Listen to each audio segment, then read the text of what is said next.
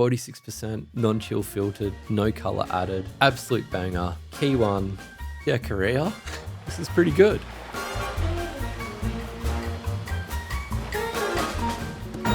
So, Asian whiskey. The conversation goes to Japan pretty quickly. If you watched my recent video on Taiwan, you would have seen me talking about the Macallan range, which I think was really good, but I found a new one. It's from Korea. It's by a company called Key One, and in this episode, I'm going to be talking about this whiskey, which I think is an absolute banger. So, welcome back to another episode of Whiskey Down Under. However, this one is going to be about a whiskey that is definitely not from down under. It's funny, when I was getting into my whiskey journey, I'd heard a lot about Japanese whiskey, and when I was starting to research what to try and things like that, I was kind of really surprised why across YouTube, there's definitely not as much about Japanese whiskey as there is about Scotch. And I was really wondering why. Now, from delving deeper, and from my own journey, I kind of realized that the reason is because generally speaking, it seems like most Japanese whiskey is pretty overpriced, more or less. There was a boom. It almost seemed like that led to supply and demand issues, and a lot of Japanese whiskey being kind of treated more like a collectible than something that whiskey enthusiasts would actually love to buy to have on their shelf and have as a regular drink. Now, there's a few Japanese whiskeys that I've really liked. I think Nika by the Barrel is still a really good buy. That'll come up a lot. And as far as a blended whiskey goes, a blended whiskey with a really good ABV, it is still a really good buy. But I don't have too many more examples, to be honest. Most of the others I've tried so far haven't impressed me that much. Hibiki is pretty tasty, but I don't think it's worth the price compared to some of the other whiskeys available on the market. So if you're wondering why Scotch dominates the conversation, it is for a reason. They're not being racist against the Japanese.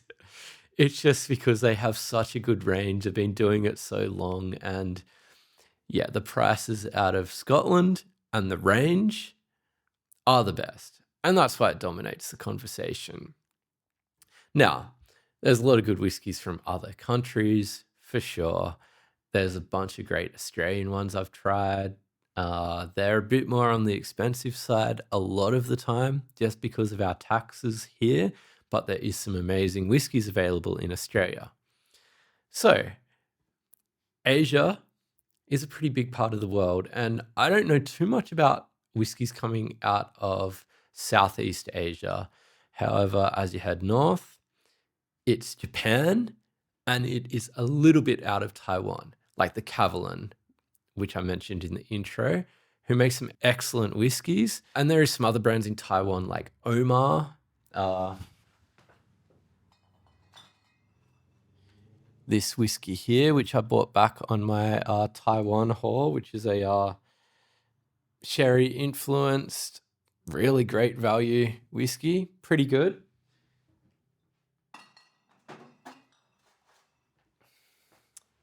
But from the entire Asian region, that was about it, and about all I was aware of until recently. Now, before I went to Taiwan, I actually went to Korea. My partner's from Korea. We normally go there every year, more or less, for a holiday. And I got wind of a distillery called Key One, K-I, and then One. Now, might be saying that wrong. Got a Korean partner, I got a pass. Key One in Korean means the beginning and hope. We are the first Korean single malt whiskey and the start of our country's global whiskey journey. The distinct local climate, from freezing winters to scorching humid summers, gives us bold yet flavorful single malt whiskey that is unique to Korea. Key One is non-chill filtered with no color added.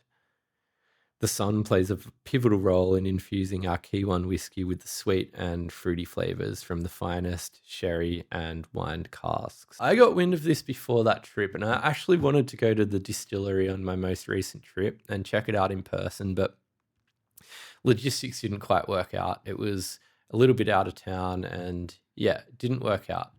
However, I got my partner to bring me back a bottle herself on her most recent trip. She had to go there to see family.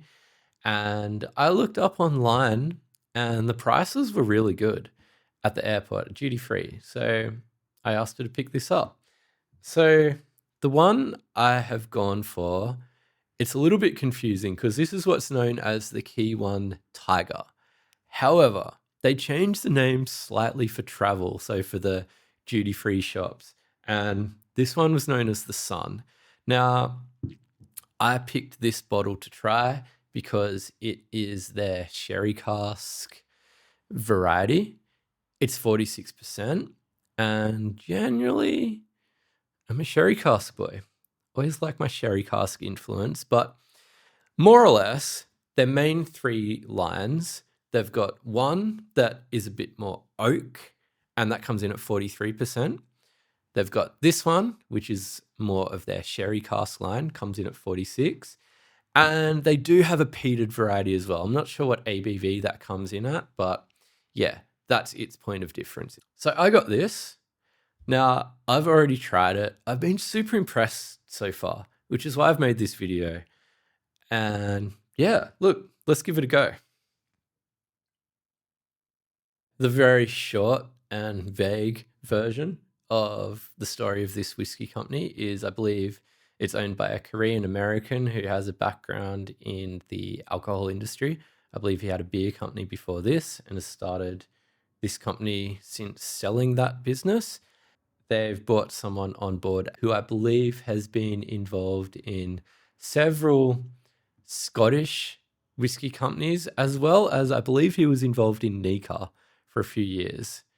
So yeah, they've got some experienced people on board. There's not many Korean whiskey companies. This is more or less one of the first. From tasting this, it's off to a promising start. And look, it's a good region to get involved in this because Japanese, look, they've proven that they're capable of making some amazing whiskey, but just the prices are so all over the place. And yeah, I've tried some expensive Japanese whiskeys that I didn't think were that great. I'm sure there's some amazing ones as well, but look, for a country that is next door, give it a crack. Take on the Japanese at the whiskey game. Doors wide open. Once you get the formula down and, already it seems like the prices are a lot better.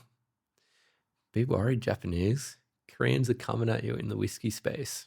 I'd heard some pretty good things, but not a bunch of reviews out there online. Now, a little search of how much this costs in my own market. I believe it is $160 at Dan Murphy's, which is a bit more on the expensive side. But I've got to say, after trying it, this definitely deserves to be in the same conversation as a lot of other premium sherry whiskies. Think Aberlour, Tamdhu, Macallan. I've tried all of those. This is 100% in the conversation.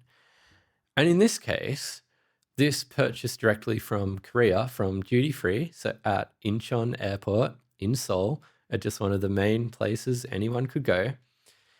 This was around $40 USD, so 60 Oz it ended up being. And yeah, I wasn't sure what to expect. I kind of just wanted to try it, and I've been so impressed so far. Enough waffle for me.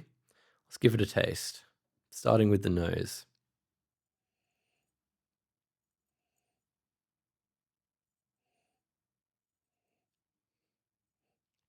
So super rich, dark fruits, and it isn't a basic bitch sherry profile that you might expect. There's something more to it. Now, it's not so heavy, something like Morris that I love in Australia, which lean very towards the fortified, super like Christmas cakey, heavy, heavy dark fruits. There's a lot of dark fruit here, but it's not overpowering. Cherry, honey, blackberries, some lighter sweet notes in there. Honey and cherries, if I had to name two prominent kind of notes in there. Yeah, and look, I have a bottle of Aberlour Abuna on my shelf at the moment, which comes in at a much stronger ABV, so they're not direct comparisons, but I've got to say, this stands up with whiskies like that to me.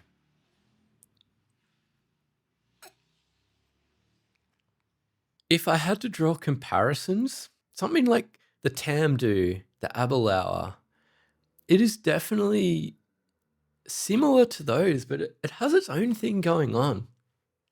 It's got those deep fruits, but there's a bit of a lightness to it as well. I love this stuff. This has been a real unexpected hit for me. It wasn't something I was researching for a long time or knew a lot about. It's just one of those whiskies that I thought, yeah, I've heard about this Korean distillery. I'm interested to try that. I didn't originally realize that I would be able to get it for a price, anything close to what I got it for. And yeah, it has just really surprised me. I think it is just a really classic, pleasant, sherried whiskey. I hope this company keeps pushing it more and that their international distribution can continue to improve, because even though I picked this up for $60 and it is $160 at Dan Murphy's, I would say it is not a ripoff at $160. I would say that it's definitely up there with your Tamdhu, Macallan, older Aberlours, Glenfarclas. You know, it's worthy of being in the same conversation. So yeah, don't have too much more to say other than fuck yeah, Korea. This is pretty good. And I really enjoyed this whiskey. If you're somewhere and you get a chance to try this out, I strongly recommend it. And if you happen to be visiting Korea, drop by the duty-free store at the airport and buy yourself some of this. I'm now super keen to try their other variants as well. You know, I mentioned before the Omar sherry cask bottle that I bought back from Taiwan. Now, it is pretty good. And it was even cheaper than this. I think it worked out at 45 Australian or something like that. So it's on the cheaper side, but similar in terms of sherry cask, non-age statement, 46%. I liked it, and especially for the price, as just like a regular sipper kind of bottle to have on your shelf. It ticked that box perfectly, but I've got to say, this blows it out of the water. I would say this is closer to something like the Macallan in terms of quality, but Macallan, especially the Solus range, is way, way more expensive than this.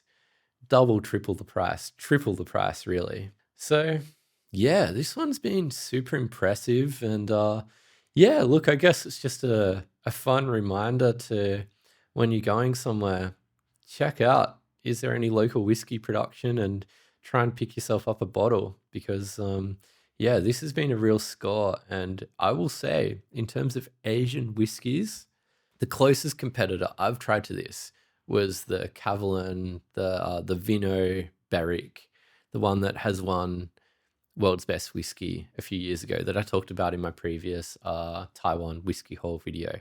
I haven't tried a Japanese wine cask influence whiskey better than this. The fact that I picked this up for 60 Australian and it has ended up, yeah, being one of the favorite sherry cask influence whiskies that I've tried, and no age statement. I'm not sure how long this is aged for, but whatever they're doing it right, because this was a banger. Anyway, cheers for watching. Hope you enjoyed the video.